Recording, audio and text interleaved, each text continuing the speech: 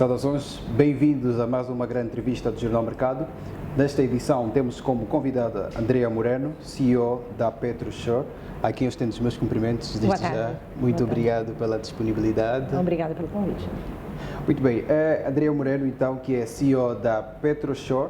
A PetroSure foi recentemente nomeada pela maior organização internacional mundial de antifraude, não é? Como centro exclusivo em Angola autorizado para o certificado CFE.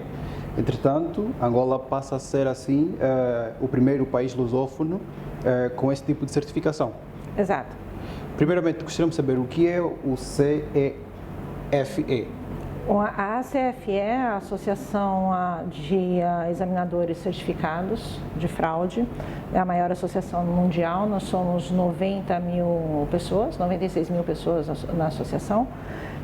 E uma vez sendo associado, sendo membro da CFE, você tem a possibilidade de fazer a prova e ser credenciado pela associação e ser reconhecido internacionalmente como Certified Fraud Examiner, que é um examinador de fraude certificado, credenciado.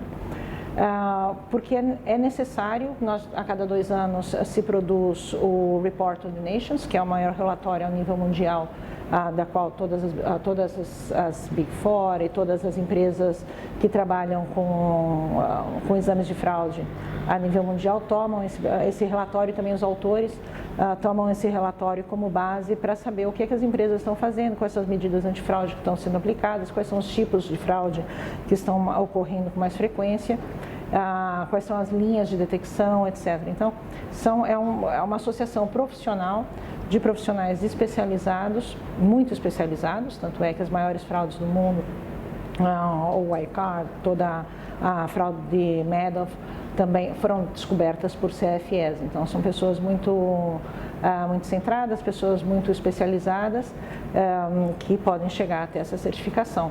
E ter Angola como um país em África, que é a lusófona, que é o primeiro a ter um centro para o Review Course, para nós é todo um orgulho.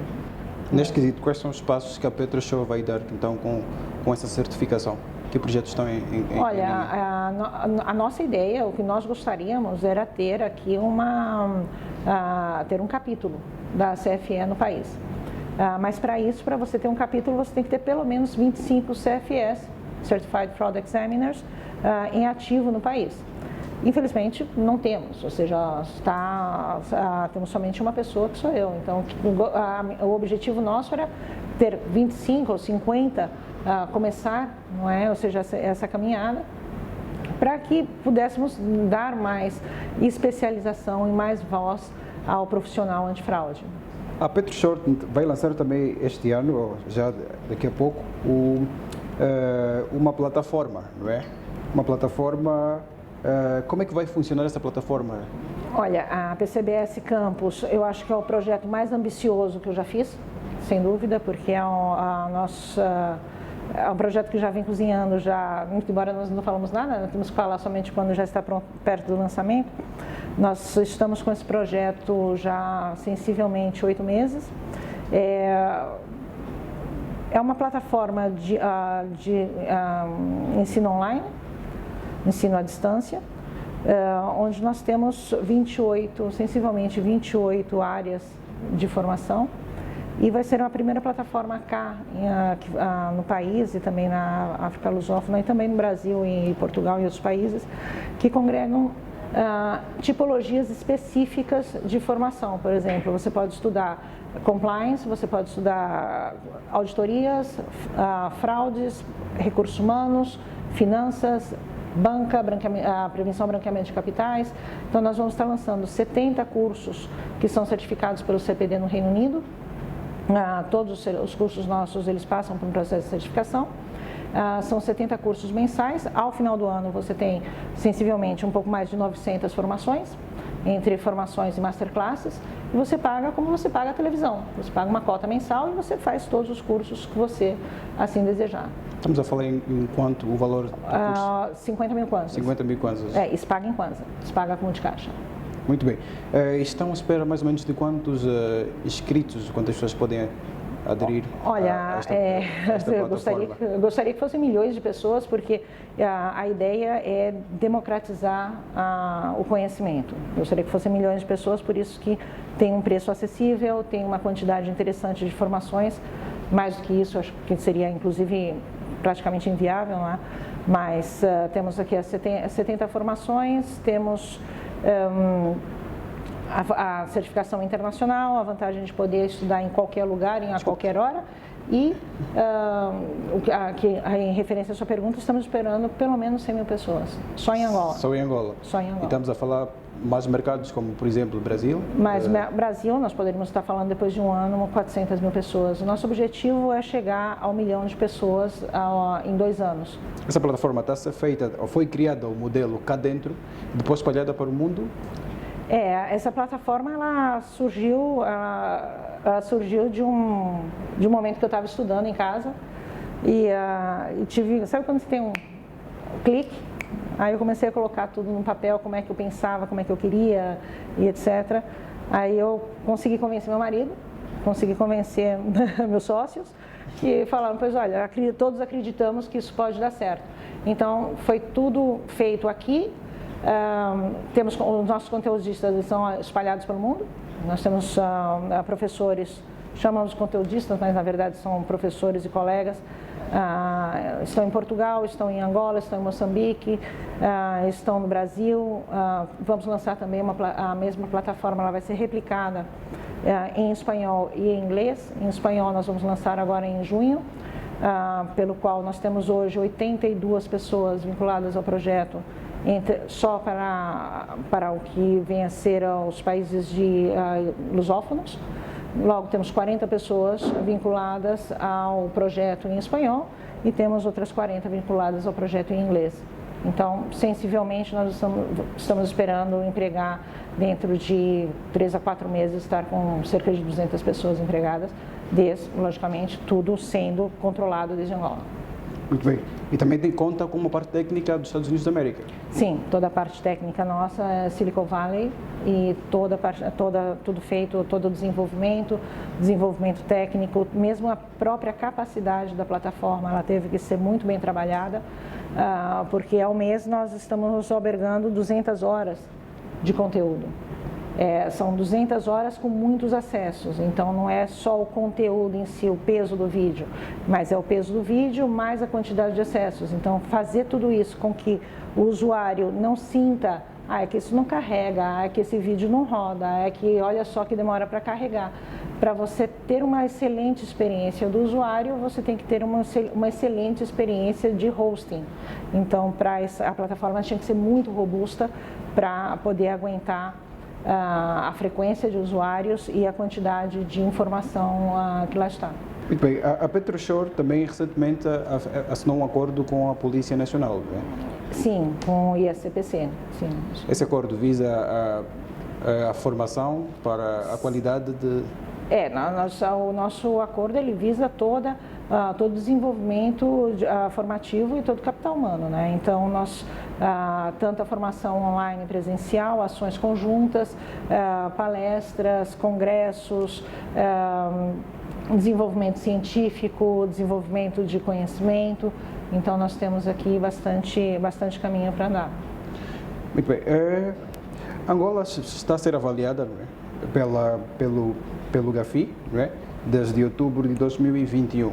É o Grupo de Ação Internacional que avalia os mecanismos de combate ao branqueamento de capitais. A seu entender, acredita que Angola passa nessa avaliação? Não é passar, ou seja, você não passa, você reprova com o GAFI. Desculpa, não é uma prova, certo? Ou seja, vai se verificar como é que está o sistema de prevenção, o que é que se está a fazer e vai se dar uma série de recomendações. Quanto menos recomendações, melhor. Porque essa é a nossa filosofia, né? Quanto menos recomendações, melhor está funcionando. Quanto mais recomendações, pior está funcionando. Então, se marca uma série de objetivos, com base nessas recomendações que devem ser subsanadas. Não é? Então, vamos esperar quais são as recomendações. Quanto menos recomendações, melhor. Mas a Angola já passou por várias listas, não é? Inclusive pela lista cinzenta. do percurso que tem desde a primeira avaliação até agora, acredita que Angola está a caminhar bem? Nós passamos de um período onde não tínhamos uma regulamentação de branqueamento de capitais, passamos a ter regulamentação para a prevenção de branqueamento de capitais, depois tivemos uma regulamentação de prevenção de branqueamento de capitais que ninguém cumpria, então começamos agora a cumprir com o que diz essa regulamentação. Então acredito que agora a tendência realmente é uma curva ascendente, porque pelo menos já se faz respeitar a legislação. Também foi aprovada em 2020 a lei, né, de combate ao branqueamento de capitais, em 2020. De lá para cá, essa lei tem dado algum resultado, a seu entender? A questão não é, a lei não dá resultado, quem dá resultado são as pessoas. A lei, ela está lá, é escrita, ou seja, o papel aguenta tudo, não é? Como que eu diz?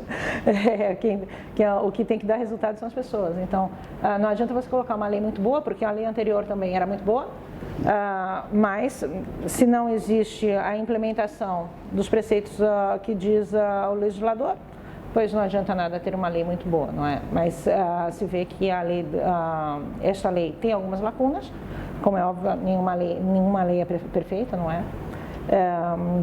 Mas parece ser que está tendo algum resultado. Sim. Mas que aspectos deveriam ser mudados ou melhorados na lei? Os prazos. Os prazos, sim. Os prazos de comunicação entre que se retém uma transação e que se passa essa transação para o IFE, que a UIF passa essa transação para a PGR, são prazos muito curtos que não dá tempo da PGR trabalhar. A lei está pensada para manter o sistema financeiro em funcionamento, um sistema financeiro dinâmico, mas quando nós temos fluxos de informação, onde nós temos Big Data, onde nós temos listas de consulta, onde eu preciso consultar alguma coisa e em 5 minutos eu tenho a resposta. Mas se eu tenho que, para consultar alguma coisa, eu tenho que recorrer a ofícios, tenho que correr a escritórios ou a outros locais, e isso leva tempo. Então, os prazos, eles começam a ficar, pode ser prazos de 10, 15 ou 20 dias, começam a ficar curtos, porque se toda a legislação e as leis, elas têm que ser acompanhadas de tecnologia. Não é? E se nós não temos uma base tecnológica que nos dê fiabilidade nas informações, que nos dê controle de listas, que nos dê fontes de pesquisa e cruzamento de dados, que é uma das questões que estão até plasmadas no relatório da UIF, que a grande dificuldade é o cruzamento de dados, aí não temos como pedir uma grande eficácia, porque realmente não vai acontecer. Não é? Ou seja, só funcionamos bem na investigação do crime financeiro quando temos dados e quando temos acesso e tratamento de dados, porque é nisso que se baseia a investigação financeira. Não é como uma investigação de um delito, de um homicídio, que você tem um morto, suspeito e arma de crime. Não, que nós temos N empresas envolvidas, testas de ferro, contas bancárias, transações que são feitas internacionalmente, transações que são feitas localmente sem registro. Então, tudo isso dificulta as informações e a investigação. Quanto a essa questão do branqueamento de capitais, os bancos lideram os registros, não é, de operações suspeitas. Será que há outros setores também que são suspeitos, além dos bancos? O banco, ele registra o que ele quer e ele diz para o IFE o que ele quer. Não é? Ou seja, não é com o volume de movimentação bancária que nós temos no país, se nós vemos o relatório da UIF, ou seja, não se corresponde nem a um 0,5%, certo? Mas deveria ser um volume bastante maior de denúncias de operações suspeitas. Então, prova que os bancos não estão reportando tanto quanto deveriam. Mas existem outras áreas piores, não é? Ou seja, nós temos as áreas, por exemplo, o setor imobiliário, que não tem regulador, jogos ilícitos, por exemplo. Temos agora o Instituto Superior Instituto de Controle de Jogos, não é? E casas de apostas, que faz um bom trabalho, mas existe também toda uma parte de um setor ilícito de jogos, ou seja, se eu quero lavar dinheiro, logicamente eu não vou numa casa de jogos que esteja regulada e que cumpra com as suas funções obrigatórias, eu vou numa casa paralela. E até que as forças de corpos de segurança pública possam chegar a essa casa paralela, demora aí um certo tempo, porque existem aí, pois, alguns entraves, localizações, etc. Então, existe em alguns lugares, em alguns setores, nós temos que ter maior regulamentação, em outros setores nós temos que operacionalizar essa regulamentação. Então tem que haver um equilíbrio, não é só fazer lei e fazer regulamento para tudo, mas sim fazer um equilíbrio entre a regulamentação e o que nós temos de operacionalização. Não adianta colocar uma lei ou um regulamento ou um instrutivo que seja e dizer, pois agora cumpre. Não, ou seja, eu preciso de ferramentas, eu preciso de pessoal, eu preciso de formação. Se tudo não está acompanhado de formação, pode colocar o instrutivo que for, as pessoas não vão cumprir, porque não sabem a importância que aquilo tem. Como avalia o desempenho então da UIF? A UIF, ela recebe informações, a UIF ela não vai à busca de informações. A UIF, ela recebe as informações, ela recebe as operações suspeitas e dá tratamento a essas operações. Nós não podemos confundir a UIF com um órgão de polícia judiciária.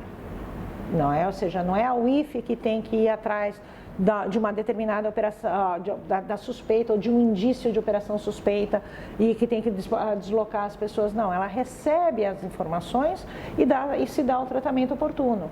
Mas ela não é um órgão policial de investigação. Mas a UIF teria aqui um papel importante na questão por ser uma unidade de informação financeira, na qualidade ou na divulgação das informações? Claro, ela faz o tratamento das informações que chegam ao seu conhecimento. Mas se nós temos um mercado informal onde tem lavagem de dinheiro, se nós temos um mercado formal onde há lavagem de dinheiro, nós temos um mercado imobiliário onde provavelmente pode haver lavagem de dinheiro, de pedras preciosas, de obras de arte, de carros importados, etc, etc. Nós não podemos carregar tudo nas costas da UIF, porque eles são UIF, não são parte do corpo celestial. A gente não pode rezar para o UIF e dizer resolva nossos problemas de branqueamento de capitais. Não é? Como avalia as ações dos reguladores financeiros, nesse caso? Estamos a falar do Banco Nacional de Angola, da ARCEG. Volto a repetir, olha, não é o regulador, é regulador sem formação do seu regulado, sem que as pessoas dos seus regulados estejam capacitados. Nós aqui, por exemplo, nós damos aula a todos os bancos, praticamente. Nos últimos 5 anos, nós formamos mais de 6 mil pessoas. Todas as pessoas que vão vir fazer formação de branqueamento de capitais, seja de seguradoras, seja do setor bancário, etc., pois vem aqui. Posso lhe dizer que tem setores que nunca recebemos alunos, ou seja, de jogos online. Nunca tive ninguém aqui da área de jogos online. Nunca tivemos aqui ninguém da área do setor imobiliário que tenha vindo interessado em fazer uma formação de prevenção de branqueamento de capitais. Quer dizer, casas de câmbio, por exemplo, nós temos que ter o regulador fazendo o seu trabalho de regulador e nós temos que ter o regulado cumprindo com a sua obrigação de regulado. Mas dos serviços que se tem prestado a PetroShore, que tipo de empresas aderem mais aos serviços de compliance? Olha, em primeiro lugar, poderia dizer que 80% do nosso portfólio é composto pelo setor público. Então, nós trabalhamos praticamente com todos os setores públicos, porque nós trabalhamos em questões muito específicas, como pode ser detecção de mentiras, microexpressões, análise do comportamento não verbal. Nós somos os únicos especialistas aqui que agem a detecção de mentiras em entrevistas. Então, o setor público vem muito para nós por conta dessa questão, técnicas de investigação em entrevista, são formações bastante específicas que as pessoas, que o setor público vem ter conosco, para formar quadros de investigação. Já o setor privado, que é bastante menos, não é? O setor privado ele já vem para formações de branqueamento de capitais e tal. E eu também tenho, graças a Deus, tenho alguns alunos meus que estão montando suas próprias academias de formação, então sempre estão começando agora, né? Então podem competir não tem uma estrutura como a nossa, pesada, e podem fazer melhores condições financeiras e devem com certeza ter mais público privado, enquanto nós ficamos com o público especializado no setor público. Como avalia a gestão, o modelo de gestão das empresas públicas em Angola? Está melhorando. Está melhorando. Antes nós tínhamos aqui era como no Brasil, hein? Então eu comparo bastante com o Brasil. Nós tínhamos também o chefe que manda. Não era uma estrutura hierárquica, uma estrutura de governação, era o chefe mandou. Não é? Isso está mudando bastante. Nós vemos muita mudança nisso e uma evolução bastante positiva. Claro, existe ainda algumas exceções que confirmam a regra, não é? Mas eu acredito que é uma tendência a melhora. Muito bem. No seu entender, quais são os crimes de branqueamento de capitais mais comuns em Angola? Crime de branqueamento de capital é só um, tá? Ou seja, você recebeu dinheiro de uma proveniência ilícita e você quer colocar esse dinheiro dessa proveniência ilícita de volta no mercado, mas sem saber que esse dinheiro é teu, certo? Isso é o branqueamento, esse é o processo do branqueamento de capitais, certo? Ou seja, eu te pago uma comissão, vamos supor, $1 milhão, para não ser muito caro, tá? Te pago $1 milhão e você fala, mas o que eu vou fazer com esse dinheiro agora? Então eu não posso ir no banco agora mesmo com a mala. Até pode, não é? Mas não deveria, porque vão lhe fazer perguntas. Vou com a sua malinha, depois vim depositar na minha conta. As pessoas vão te perguntar de onde é que vem esse dinheiro, certo? Então você tem que fazer aí você tem que fazer aí as suas justificativas, tudo isso. Então, o branqueamento de capitais, ele é esse processo desse afastamento. Então, por isso que as pessoas compram carros, compram barcos, compram patrimônio, depois vendem, vão fazer jogos e depois convertem esses jogos em ganhos de apostas ou perdas, ou fazem seguros e depois resgatam o valor da prima do seguro, ainda que perdendo dinheiro. Isso é o branqueamento de capitais. Mas o que é que nós... Então, eu não sei se você me pergunta qual é o modus operandi de branqueamento de capitais ou o crime que origina o branqueamento de capitais. São duas questões diferentes, certo? O que é mais comum aqui no país, pelas averiguações que nós podemos fazer, é o delito de corrupção e o peculato e o desvio de ativos. Certo? Ou seja, aí nós temos aqui a apropriação ilícita de ativos. Logo, nós temos o modus operandi, não é? Ou seja, qual é o modus operandi que eu vou afastar de mim esse bem ou esses valores de proveniência ilícita. Então, normalmente se faz ou através de empresas, não é? Ou seja, com testa de ferro. Então, se mistura na contabilidade o dinheiro de proveniência lícita com de proveniência ilícita e como nós temos um fluxo de importação muito grande, se acaba confundindo no mercado internacional. Eu dei até uma conferência sobre isso no primeiro congresso de delitos econômicos que teve aqui no país, que nós fizemos inclusive com o ISCPC em 2018. Minha conferência versou sobre esse tráfico ilícito de valores financeiros com branqueamento de capitais no mercado internacional. Então isso, pois, logicamente, acaba gerando aí uma certa preocupação, não é?